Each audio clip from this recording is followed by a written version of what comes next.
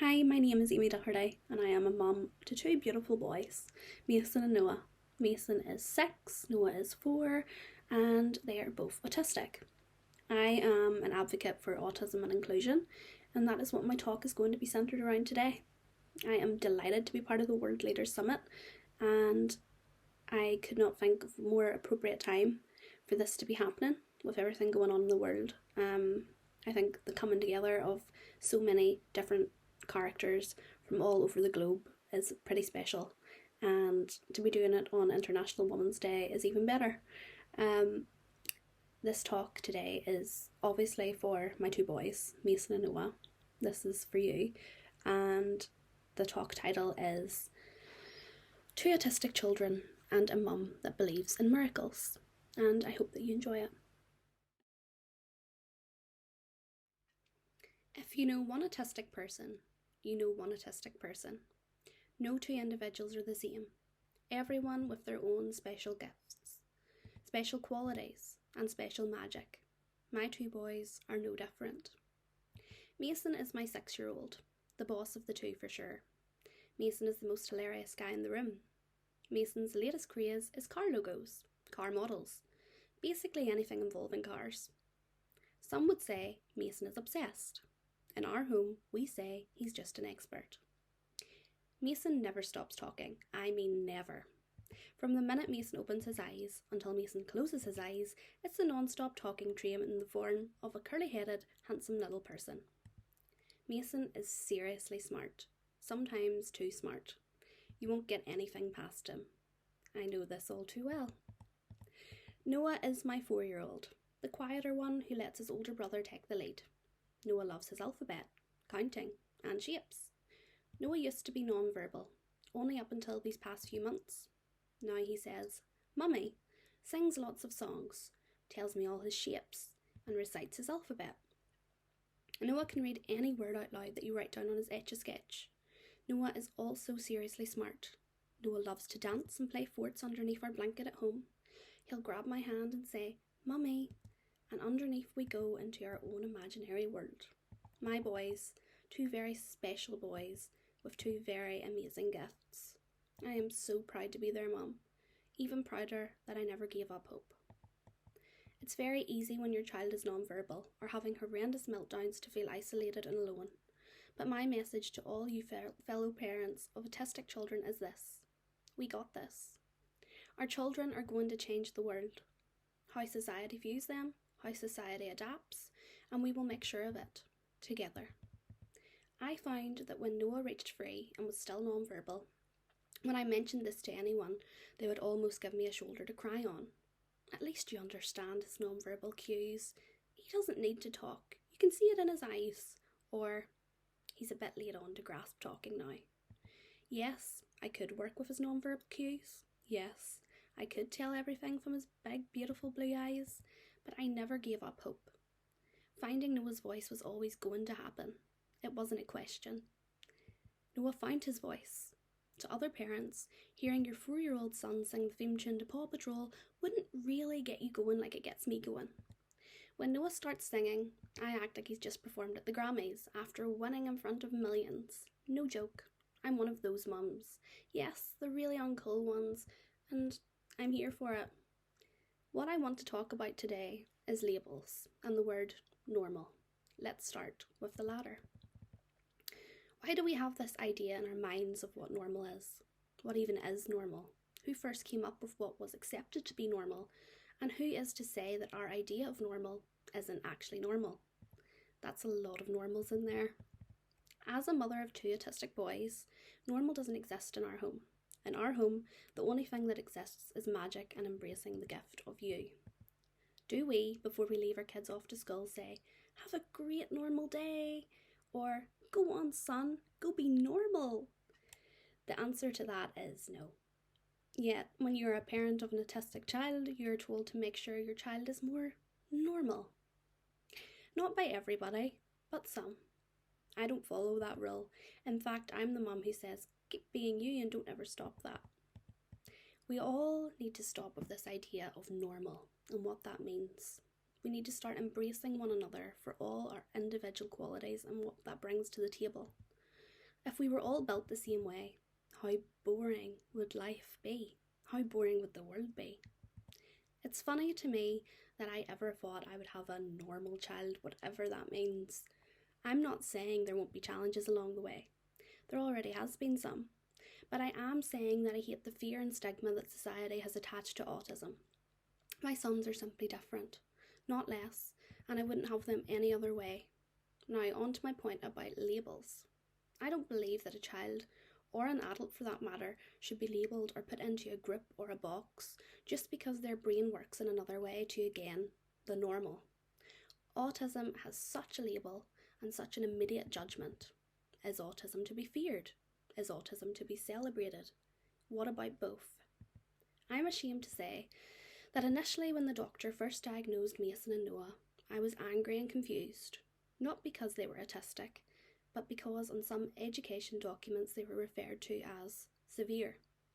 Severe, when you look it up in the dictionary, is an intense amount of bad or undesirable, and that is not at all what Mason and Noah are to me. If anything, they are both intensely creative, curious and affectionate. They have such a hunger for learning, connecting and exploring. They both see the world in a different way than most, and what a gift that is. Nothing about them is bad or undesirable. It seems they see the world in an intense view, and at times it becomes overwhelming. How can I help them both? One day, they will both tell me. Mason and Noah look for me, look at me, connect with me in such an incredible, unique, magical way. So what is autism spectrum disorder, and why is it so feared? Online it says it's a developmental disability that can cause significant social communication and behavioural challenges. I just wonder why they leave out that autism can cause an incredible ability to think logically, to mesmerise, and to learn information quickly. Why do they fail to mention it can cause exceptional honesty and reliability? Problem solving and creating an incredible sense of wonderment around the world. Why isn't that part included? It's like if someone told me to describe another family member, let's say my mum for example, and I only listed her shortcomings. Mum isn't the most organised at times, or mum is absolutely never on time. Well, what kind of person would I be? When really I would say my mum is the funniest person I know, my mum is a dedicated parent and my best friend, or sure, mum might have her challenges, but her perseverance is what makes her who she is, and she is just as she should be. And my sons are both just as they should be. I have spent countless hours back when Mason was first diagnosed watching every single video I could about autism. What is it? Why is it? Where is it? Who is it? A lot of these videos are from doctors or other healthcare professionals, but I quickly found that what I loved learning and hearing from were autistic people themselves. I want to learn about their world, about their view, how they see it, how they view it, how it sounds, as best I can. I want to know and understand so I can fully help my two boys as best as I can, so that they grow up feeling understood. Autism is absolutely nothing to fear. Many of the world's greatest thinkers were autistic. Not that you need a special ability to be worthy. Let me just make that clear. We are all equally valuable, just simply because we exist. I'm most scared about society and how they will embrace my boys. Some have said that they can be cured, free treatment or therapies. I don't quite understand that. I understand giving them my support that they both need, but I don't understand treatments that would erase harmless autistic behaviours. I hate how narrow-minded society can be. I love the way Mason is. I love the way Noah is, just as they are. How they both light up a room, flap their arms when they are excited, dance around like there's no tomorrow. I love how each of their brains work, that they are more interested in the mechanics of their toy cars than actually just pushing them across the floor. How their fascination lies more in how our Alexa produces the sound than it does with dancing to it, although we still have some incredible dance parties around our kitchen at home. I love the way they both think pretend play is boring, because so do I. Mason doesn't want to attend a fake tea party. Noah doesn't want to attend a fake tea party either.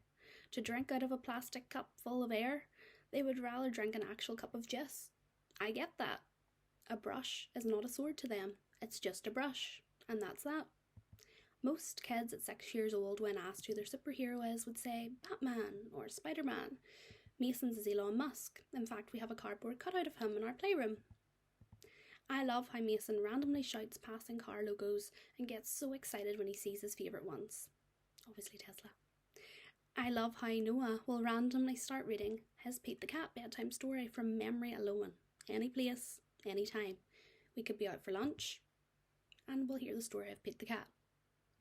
I honestly hope they never stop, even when they are 40, 50, 60, beyond.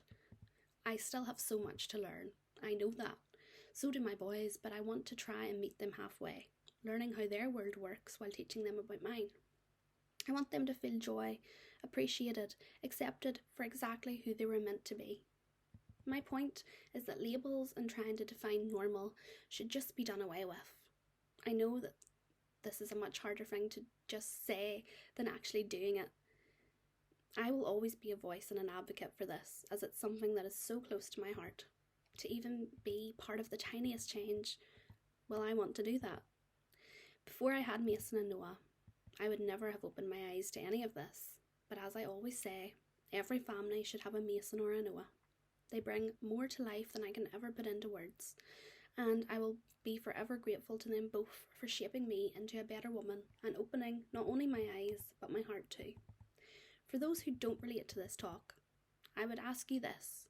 I would like to end this by talking to you, by saying, the next time you're in a shop and you see a little boy or girl melting down, wildly flapping their arms, maybe making loud noises, ones that you might not be used to, don't be quick to judge. Perhaps you aren't looking at a spoiled or out of control kid with a bad parent, but rather a child who experiences the world around us differently than you do. Perhaps they are doing the very best they can in this loud, bright, busy, sensory overloaded world. Typical or diverse, it shouldn't really matter either way. Let's just be humans who accept and love other humans for exactly who we were all meant to be. Thank you.